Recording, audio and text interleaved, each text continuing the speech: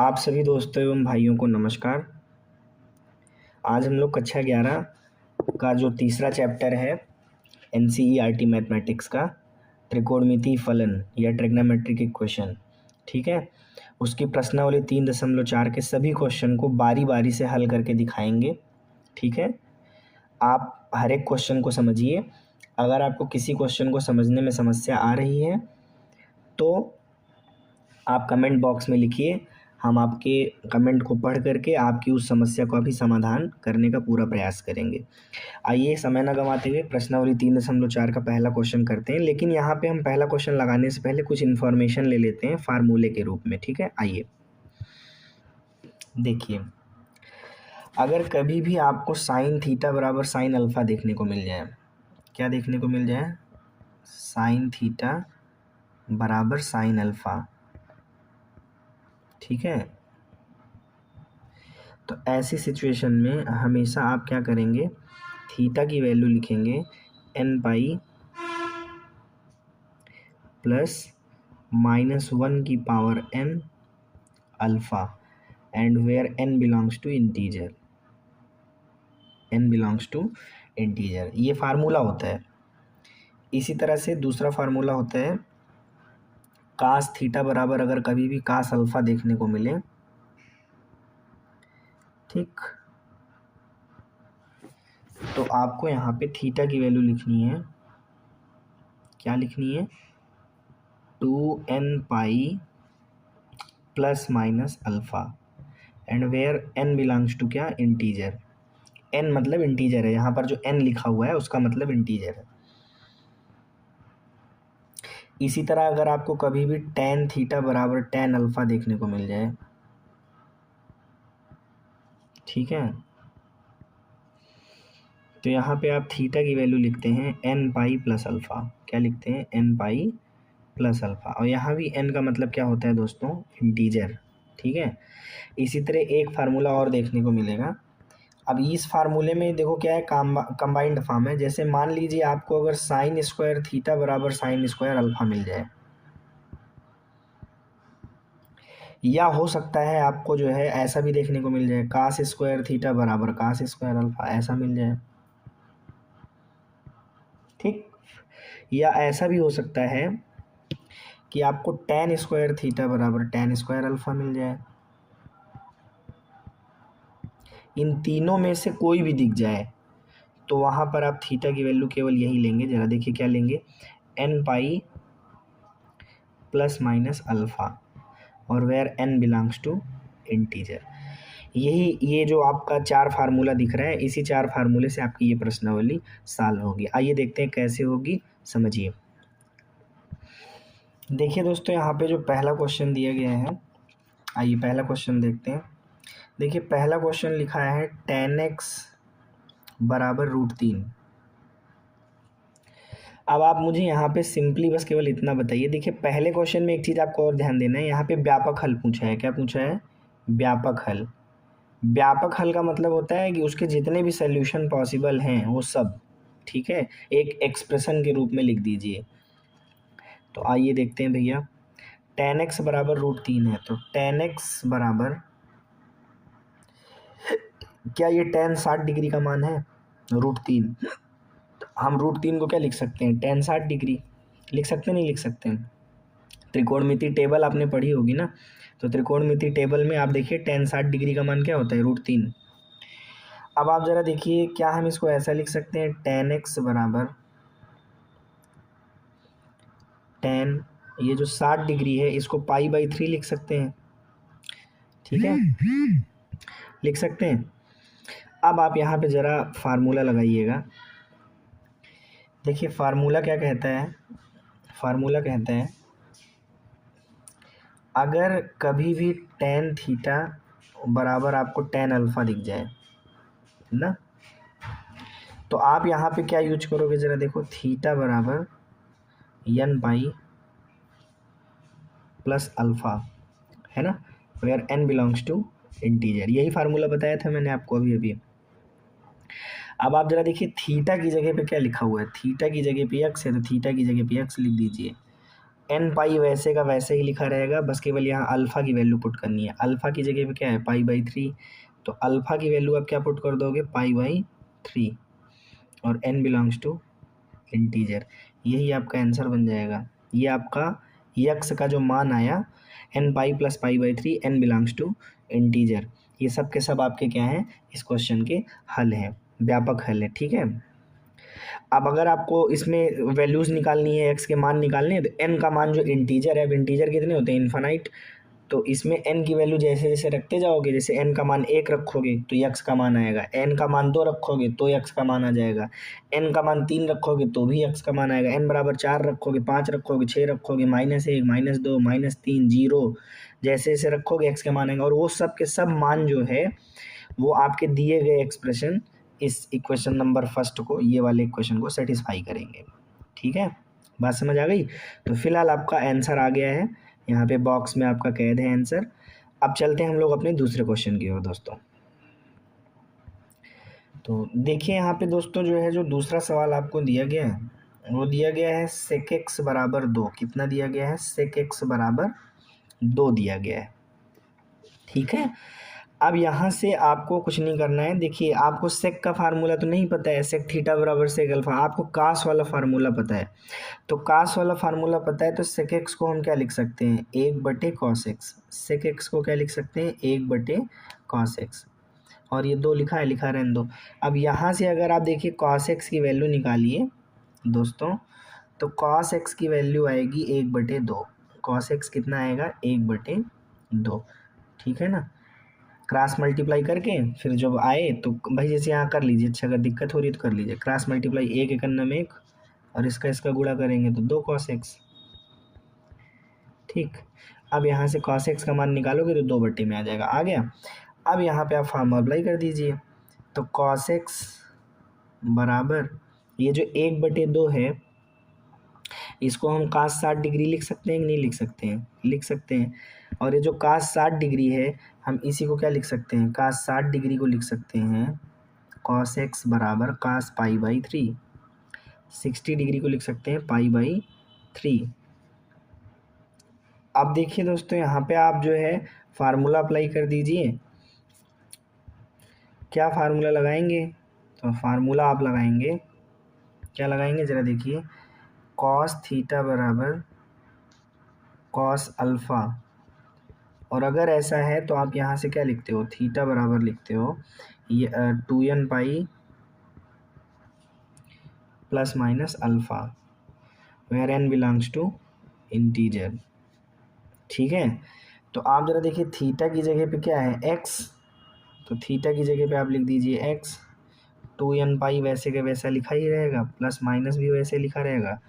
Alpha की जगह पे क्या है, पाई/3, तो अल्फ़ा की जगह पे आप रख दीजिए पाई/3, n बिलोंग्स टू इंटीजर। ये व्यापक हल आया। ठीक है, ये क्या आया, व्यापक हल आया। देखो इसको बोलते हैं जनरल सोल्यूशन। अगर आपको थोड़ी सी इंफॉर्मेशन और दे दूं तो इसको बोलते हैं जनरल सोल्यूशन, व्यापक हल। ठीक है। और एक होता है प्रिंसिपल सोल्यूशन, एक क्या होता है, प्रिंसिपल सोल्यूशन, एक होता है प्रिंसिपल सोल्यूशन। अब जरा देखिए प्रिंसिपल सोल्यूशन क्या होता है।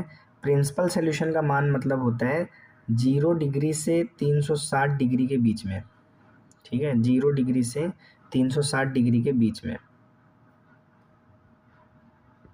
अगर थीटा है, ठीक है, 0 डिग्री से 360 डिग्री तक में 2 थीटा होते हैं जो इक्वेशन को क्या करते हैं, सेटिस्फाई करते हैं, तो उनको बोलते हैं प्रिंसिपल सोल्यूशन।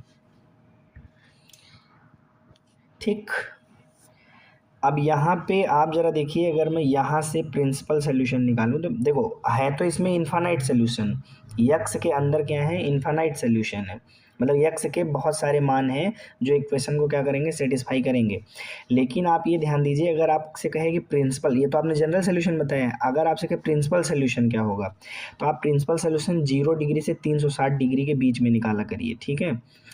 तो देखिए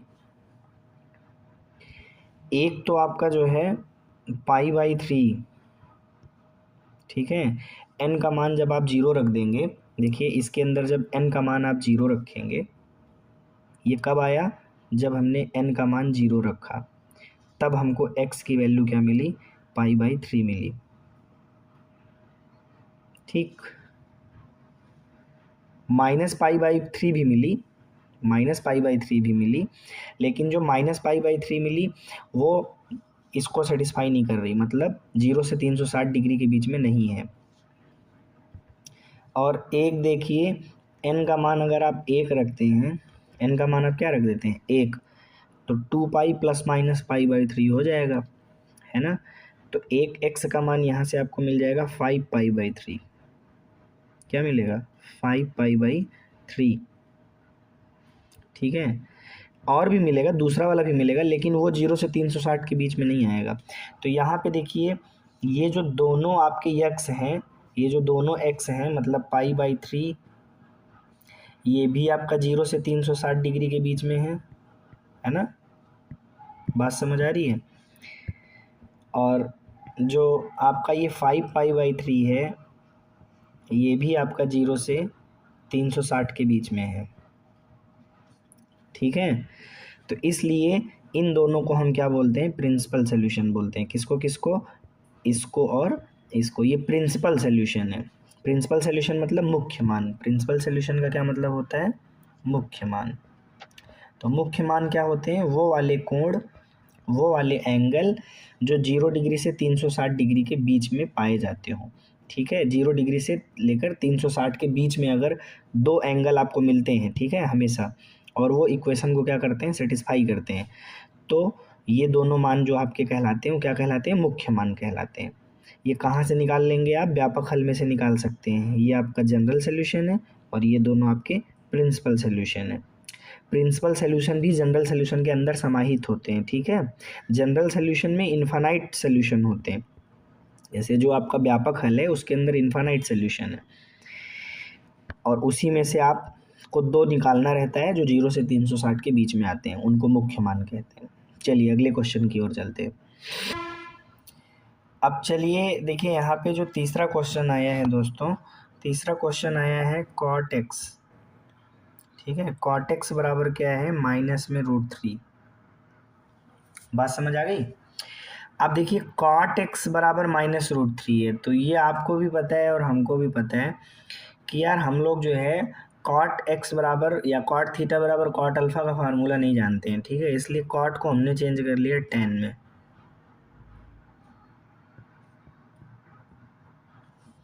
और यहाँ से हमने किया क्रॉस मल्टीप्लाई, तो -√3 tan x बराबर 1, तो यहाँ से अपने को मिल गया tan x बराबर -1/√3। ठीक, अब यहाँ से देखिए हम क्या लिखेंगे, tan x बराबर ये माइनस और 1/√3 को हम लोग लिखेंगे tan 30 डिग्री। tan 30 डिग्री मतलब π/6। 1/√3 किसका मान है, π/6 का है ना भाई, बात समझ पा रहे हैं आप। और यहाँ से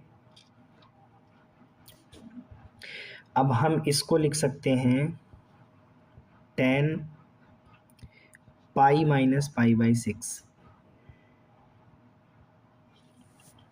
अब देखिए अगर tan π - π/6 को सॉल्व किया जाए तो ये इसके बराबर आ जाएगा।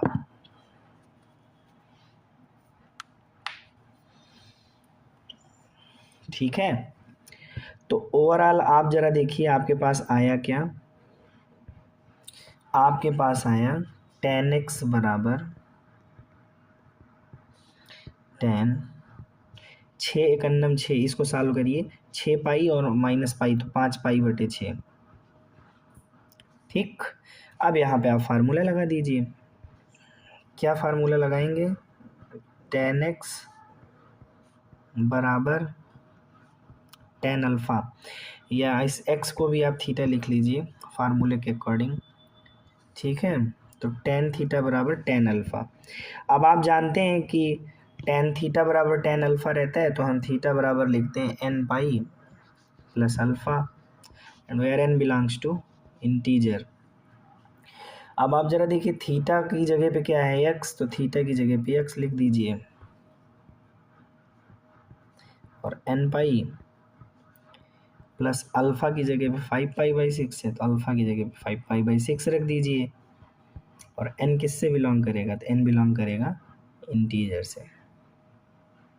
अब एक बात आप हमको ये बताइए दोस्तों, ये तो आपका क्या आया, जनरल सोल्यूशन आया मेरे भाई, है ना, ये क्या आया, जनरल सोल्यूशन आया। अब यहीं से आप जरा देखिए एन का मान रख रख के आप दो सोल्यूशन अगर निकालते हैं, एक्स का मान एक तो आप निकाल लीजिए 5 पाई/6, ये इक्वेशन को सेटिस्फाई करेगा जो इक्वेशन दी गई थी आपको प्रश्न में, क्वेश्चन के अंदर।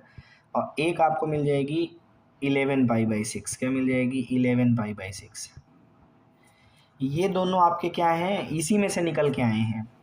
एन का मान 0 1 2 ऐसे करके रखिए और रख करके निकालने का प्रयास करिए, ये निकल आएंगे। अब जरा देखिए ये दोनों क्या हैं, तो ये दोनों मेरे भाई सोल्यूशन है, ये दोनों क्या हैं, प्रिंसिपल सोल्यूशन। देखिए ये दोनों क्या हैं, इन दोनों को आप बोलते हैं मुख्य मान।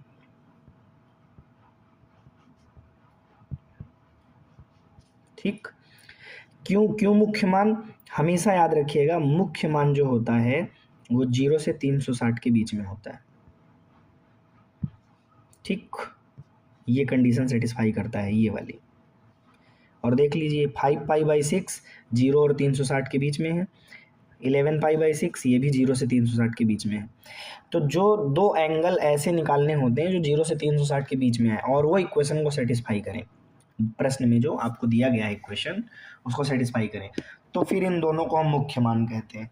और जनरल सोल्यूशन व्यापक हल क्या होता है वो आपके सामने लिखा हुआ है, ये फार्मूले से जो निकल के आता है, ये व्यापक हल है। व्यापक हल क्यों है ये व्यापक हल क्यों है, ये व्यापक हल इसलिए है क्योंकि इसके अंदर अनंत हलों का सेट है, ये अनंत हलों का एक तरीके से समुच्चय है, आप इसको ऐसे बोल सकते हैं। ठीक है, कि ये एक तरीके से इसमें अनंत हल समाहित हैं, मतलब इक्वेशन को सेटिस्फाई करने वाले यक्ष के अनंत मान इसके अंदर समाहित हैं। और इसमें से आपने दो मान ऐसे निकाले, दो मान एन का मान रख रख के दो मान ऐसा निकाला आपने जो मुख्य मान है, 0 से 360 के बीच में आता है। चलिए चलते हैं अगले क्वेश्चन की ओर। अब यहाँ पे देखिए दोस्तों, जो चौथा क्वेश्चन आपको दिया गया है, अब मैं थोड़ा जल्दी जल्दी लगा सकता हूँ, आपको चीज़ें समझ में आ गई होंगी तीनों प्रश्न में। कोसेक एक्स का मान दोस्तों क्या है, -2 है। कोसेक एक्स को आप चेंज कर दीजिए 1/sin एक्स में। कॉसेक थीटा क्या होता है, 1/sin थीटा -2। तो यहाँ से अगर आप साइन एक्स की वैल्यू देखें दोस्तों, तो साइन एक्स की वैल्यू हो जाएगी -1/2। हमने कॉसेक को साइन में इसलिए चेंज किया क्योंकि कॉसेक का सूत्र हमारे पास नहीं है। ठीक है, कॉसेक थीटा बराबर कॉसेक अल्फा ऐसा कोई फार्मूला ट्रिग्नोमेट्रिक इक्वेशन में एग्जिस्ट नहीं करता है। और लेकिन साइन थीटा बराबर साइन अल्फा का जो फार्मूला है वो ट्रिग्नोमेट्रिक इक्वेशन के अंदर एग्जिस्ट करता है। ठीक है, तो इसलिए साइन एक्स बराबर -1/2 ले लिया। ठीक है, अब जरा देखिए यहाँ पे आपको इसको एंगल के फॉर्म में लेके आना है, तो देखिए साइन एक्स बराबर आप लिख सकते हैं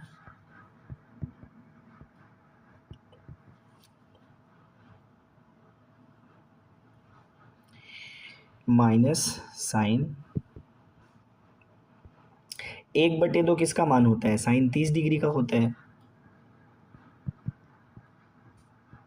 ठीक, अब आप जरा देखिए इसको, पहले और दूसरे चतुर्थांश में तो ये पॉजिटिव होता है, कौन पॉजिटिव होता है, साइन पॉजिटिव होता है, लेकिन साइन निगेटिव कहाँ होता है, तीसरे वाले में, तो पाई + पाई/6 ले लो।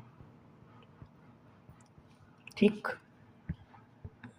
बात समझ आ गई। ओके, अब आ जाइए यहाँ पे साइन एक्स बराबर, इसका मतलब आप समझ पाए, इसका मतलब ये है कि इसको हल करोगे तो इतना आ जाएगा।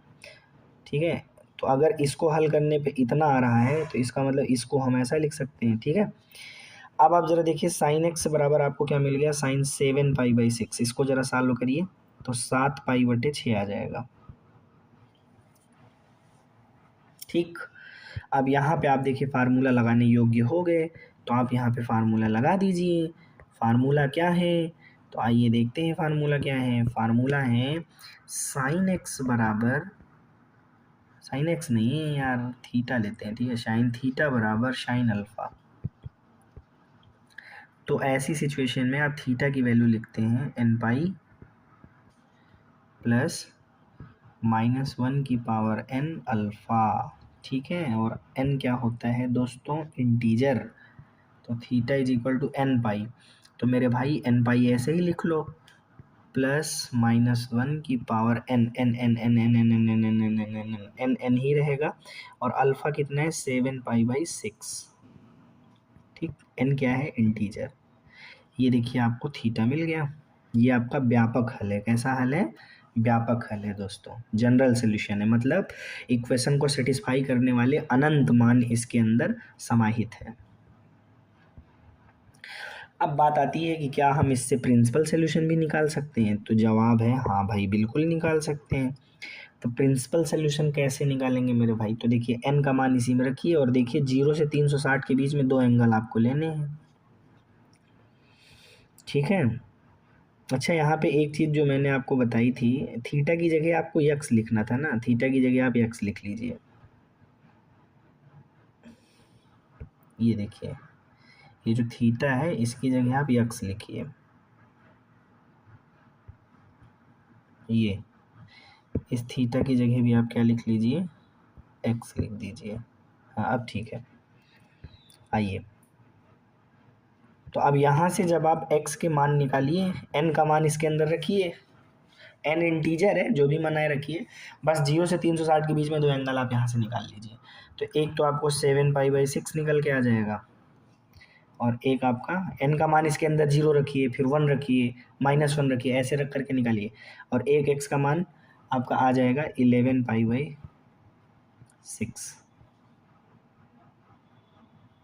ठीक है, बात समझ आ गई।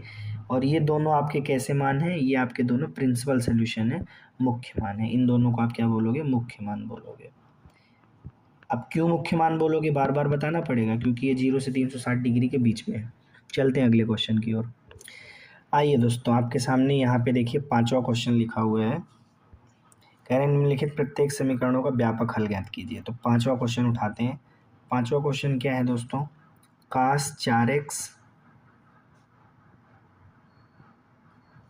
बराबर में cos 2x।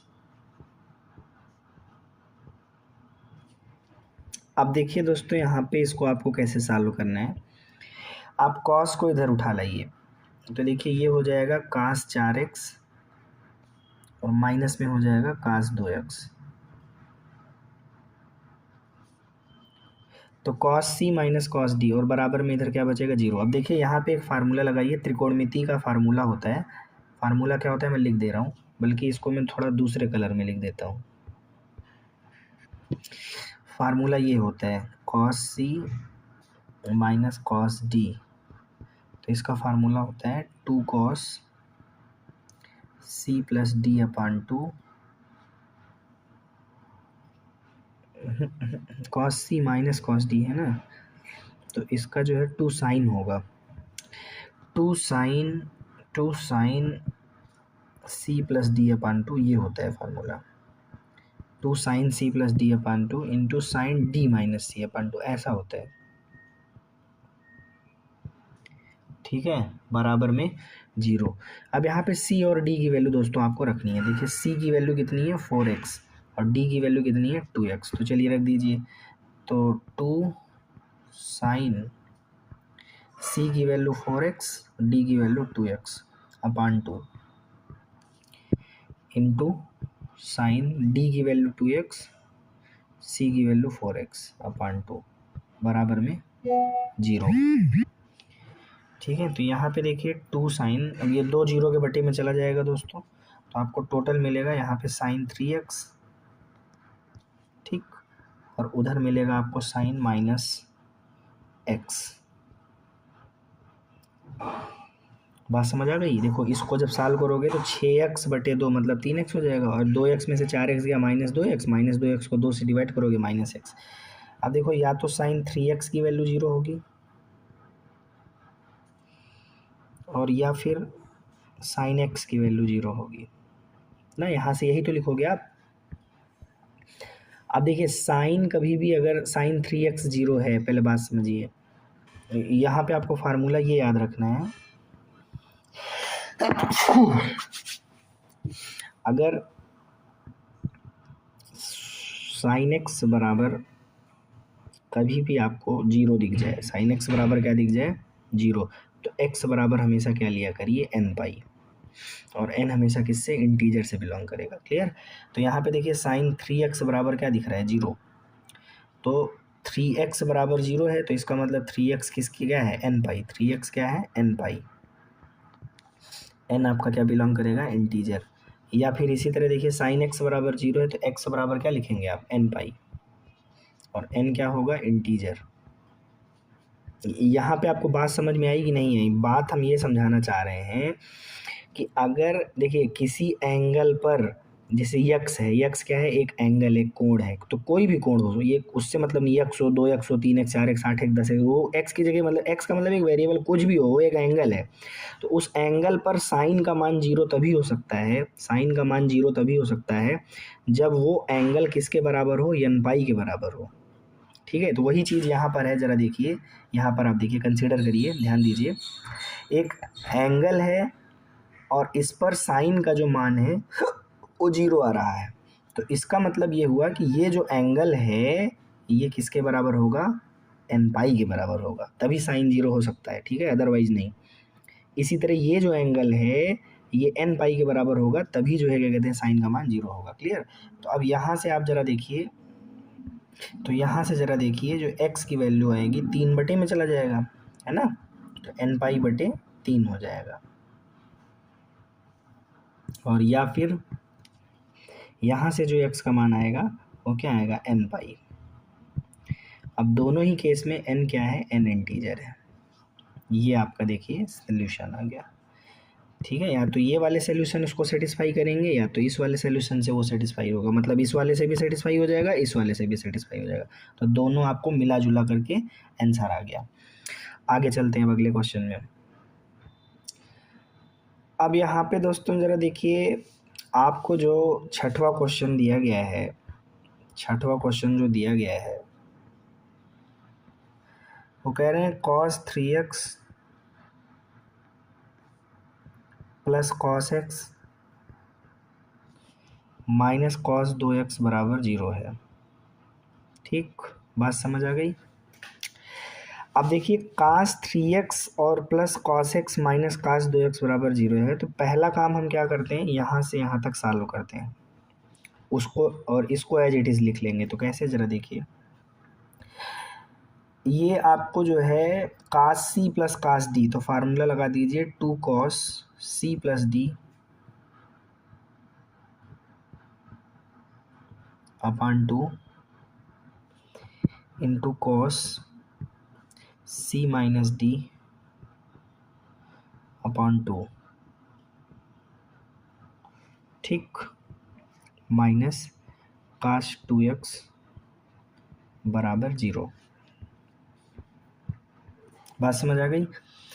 अब ज़रा देखिए 2 cos 3 1 4, 4/2 कितना हो गया 2x, cos 3 में से 1 गया 4, 4/2 कितना हो गया 2x, नहीं 4, 3 में से 1 गया 2, 2 ये x बचेगा, सॉरी, ठीक है, cos x, और माइनस में कितना है cos 2x बराबर 0। देखिए यहाँ पे आपको कॉमन दिख रहा है ये वाला टर्म और ये वाला टर्म, तो आपने क्या ले लिया, cos 2x ले लिया कॉमन,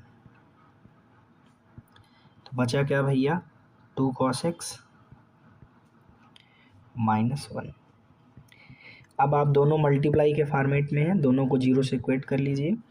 एक तरफ आप cos 2x को 0 दिखा दीजिए, और या फिर 2 cos x माइनस 1 0 के बराबर हो जाएगा। चलिए, बड़ा बढ़िया लगा। अब यहाँ से देखिए cos 2x बराबर 0, या यहाँ से cos x का मान 1/2। अब देखिए यहाँ पे हम आपको एक बात फिर से बताएंगे, उसको आपको ध्यान रखना है। क्या बताएंगे, क्या बताएंगे, क्या बताएंगे, ज़रा देखिए, स्टार स्टार लगाता हूँ, ध्यान से देखिएगा। देखो कभी भी कोई एंगल, देखो कास थीटा का मान अगर आपको दिखे 0 तो हमेशा थीटा बराबर आप लिख देना कास 90, 2n+1 π/2। क्या लिख देना? 2n+1 π/2। n क्या है? इंटीजर। कोई भी एंगल थीटा कुछ भी हो सकता है, x 2x 4x 8x -2x -3x कुछ भी हो सकता है, ठीक है। थीटा मतलब कोई भी एंगल, और कोई भी एंगल पर कास तभी 0 होगा जब वो एंगल क्या हो? 2n+1 π/2 के फॉर्मेट में, ठीक है। ये फार्मूला होता है। तो आइए यहाँ पर देखिए, यही चीज़ आपको दिख रही है, देखने को देखिए। काश 2x बराबर 0 है तो इसका मतलब ये जो एंगल है ये 2n+1 π/2, 2n+1 π/2 के फॉर्मेट में है, ठीक है। और या फिर यहाँ पर ज़रा देखिए, काश x बराबर कितना लिखा हुआ है? 1/2। इसको थोड़ा मिटा लेता हूँ। अब यहाँ पर ज़रा देखिए, काश x बराबर ये जो 1/2 है, हम इसको लिख सकते हैं काश 60 डिग्री, और 60 डिग्री को बोलेंगे π/3, ठीक। तो यहाँ से आप ज़रा देखिए आपको क्या मिल रहा है, यहाँ से आपको मिल रहा है दोस्तों, तो यहाँ से आप ज़रा देखिए आपको x की वैल्यू जो मिलेगी दोस्तों, ठीक है। तो ये 2 यहाँ पे बट्टे में आ जाएगा ना, तो कितना हो जाएगा? 2n+1 π/4, ठीक है, इतना हो जाएगा।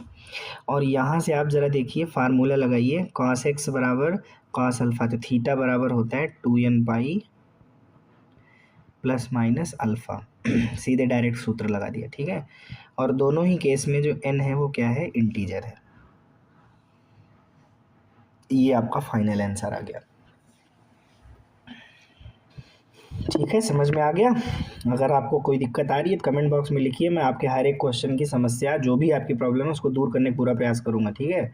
अब मैं यहाँ पे आपके सामने तो हूँ नहीं भाई, मैं यहाँ पे क्वेश्चन को केवल समझा रहा हूँ, लेकिन अगर आपको कोई दिक्कत आ रही है तो आप उसको कमेंट बॉक्स में लिखिए, बताइए, ठीक है। चलिए आइए देखते हैं भाई अगला क्वेश्चन। अब देखिए दोस्तों, यहाँ पे जो 7वां क्वेश्चन लिखा हुआ है, आइए देखते हैं। ये जो 7वां क्वेश्चन है, 7वां क्वेश्चन क्या है भाई? जरा देखिए, sin 2x plus cos 4x, नहीं cos 4x नहीं, cos x है। क्या हो रहा है आज? दिमाग कहीं और चला जा रहा है, और छोटी छोटी चीज़ें। x को 4, हाँ चलिए देखिए। और यहाँ पे sin 2x का जो फार्मूला है इसको हम लिखेंगे 2 sin x into cos x,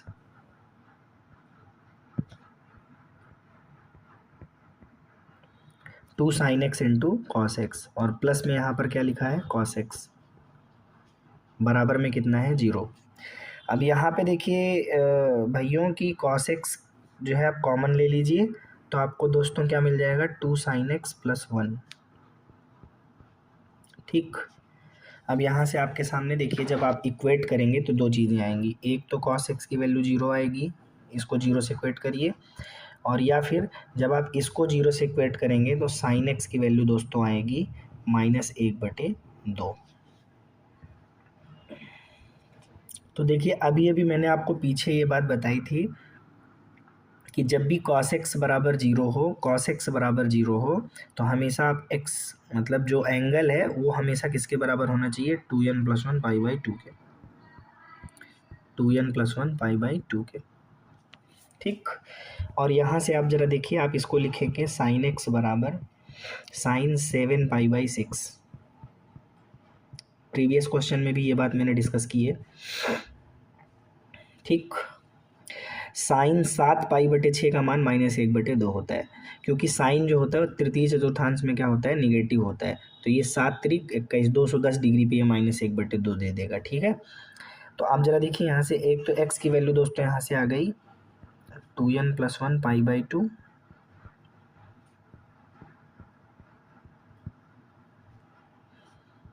और दूसरा यहाँ से जो x की वैल्यू है वो आ गई n pi plus minus, okay. तो यहाँ से ये बन जाएगा n पाई प्लस माइनस 1 की पावर n और अल्फ़ा 7 पाई/6। और दोनों ही केस में n किससे बिलोंग करेगा दोस्तों? इंटीजर से। ठीक, यहाँ पे आपने फार्मूला लगाया है साइन थीटा बराबर साइन अल्फ़ा, तो थीटा बराबर n पाई प्लस माइनस 1 की पावर अल्फ़ा। ठीक है, ये आपका आंसर आ गया। अब देखिए दोस्तों, यहाँ पे जो 8वां नंबर सवाल दिया गया है, ये तो कह रहे हैं कि सेक स्क्वायर 2x बराबर 1 माइनस टेन 2x है।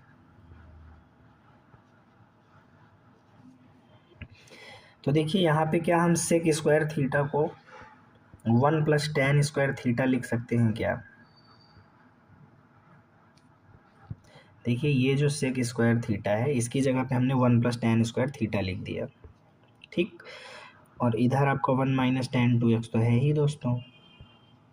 तो देखिए यहाँ पे ये जो 1 है और ये जो 1 है, ये कैंसिल हो जाएगा, तो बचेगा क्या? टेन स्क्वायर 2x, और ये जो माइनस टेन एक्स है इधर लेके आ जाओ तो प्लस टेन एक्स हो जाएगा। बराबर में कितना बचेगा? 0। अब देखिए यहाँ पे दोस्तों जो है ten x, sorry ten 2x था यहाँ पे। अब टेन 2x दोस्तों यहाँ पे आप ले लीजिए कॉमन, तो बचेगा क्या? टेन 2x प्लस 1 बराबर में 0। तो यहाँ से आप ज़रा देखिए, टेन 2x बराबर 0 या टेन 2x बराबर -1 ना। क्या आपने किया यहाँ पे? आपने क्या किया? आपने इसको 0 से इक्वेट किया और या फिर आपने इसको 0 से इक्वेट किया। क्लियर बेटा? अब आप यहाँ पे फार्मूला अप्लाई कर दीजिए। तो देखिए हमेशा इस चीज़ को आपको याद रखना है। मैं फ़िलहाल तो आपको इसको ऐसे ही बता देता हूँ कि टेन थीटा अगर कभी भी 0 हो तो आप हमेशा थीटा बराबर n पाई ले लिया करिए। थीटा बराबर क्या ले लिया करिए? n पाई। मतलब एंगल, ये जो एंगल है, अगर ये n पाई होगा तभी tan 0 होगा, अदरवाइज 0 नहीं होगा। क्लियर? तो इसलिए n पाई लेना है। तो यहाँ पे आप ज़रा देखिए, तो देखिए यहाँ पे आपने क्या किया,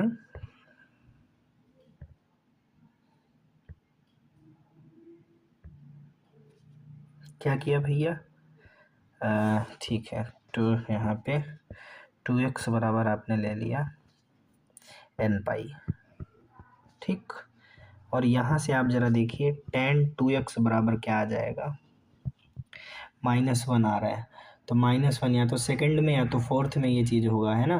तो या तो सेकंड में से कोई एंगल उठाइए या तो फोर्थ में से। तो यहाँ पे आप जो है ले लीजिए 3 पाई/8 मेरे हिसाब से ठीक पड़ेगा। ठीक है कि 3 पाई/4? ठीक है, 3 पाई/4 ठीक है। तो टेन 3 पाई/4 आप ले लीजिए। अब देखिए टेन 3 पाई/4 का मान -1 होता है। टेन 3 पाई/4 का मान क्या होता है? -1 होता है। तो यहाँ से देखिए जो x की वैल्यू है दोस्तों, वो तो n पाई/2 मिल जाएगी, कामा, और ठीक है, एंड यहाँ से x की वैल्यू देखिए क्या मिलेगी? 2x की वैल्यू, 2x की वैल्यू मिल जाएगी। यहाँ से देखिए ये टेन थीटा बराबर टेन अल्फ़ा, तो थीटा बराबर होता है n pi plus alpha, n pi plus alpha. और n तो मेरे भाई इंटीजर होता है, ये तो आपको पता ही है। अब यहाँ से आगे आप देखिए क्या लिखेंगे, तो यहाँ से आप लिखेंगे x बराबर हो गया n पाई/2, एंड x बराबर दूसरा जो n पाई/2, ये 2 बटे में भेज दीजिए, n पाई/2, और यहाँ भी बटे में आएगा 3 पाई/8 हो जाएगा, and n belongs to integer. ये आपका फाइनल आंसर बन गया दोस्तों। ठीक, अब चलते हैं हम लोग अगले क्वेश्चन की ओर। अब देखिए दोस्तों, यहाँ पे जो 9वां वाला सवाल दिया गया है, तो आपको करना क्या है? जैसे देखिए ये sine x plus sine 3x plus sine 5x बराबर में क्या दिख रहा है? 0। तो आप क्या करिए, इसमें और इसमें, इस वाले में और इस वाले में sine c plus sine d का फार्मूला लगा दीजिए। तो 2 sine c plus d/2 into cos c minus d/2। और प्लस में दोस्तों ये वाला साइन 3x लिख लीजिए। ठीक, आगे बढ़िए। अगर आप ध्यान से देखिए तो ये आएगा 2 साइन 5 1 6 6 बटे तो कितना हो जाएगा 3x, और ये हो जाएगा cos 2x, और प्लस में साइन 3x बराबर 0। साइन 3x कॉमन ले लीजिए तो ब्रैकेट में क्या आ जाएगा 2 cos 2x प्लस 1 बराबर में 0। 0 से इक्वेट करते चलिए, इक्वेट करेंगे साइन 3x बराबर आपको 0 मिलेगा, और या फिर cos 2x की वैल्यू मिलेगी -1/2। तो देखिए यहाँ पे अब यहाँ से तो 3x बराबर आपको मिलेगा n पाई। क्या मिलेगा n पाई। बार बार बताना पड़ेगा दोस्तों आपको,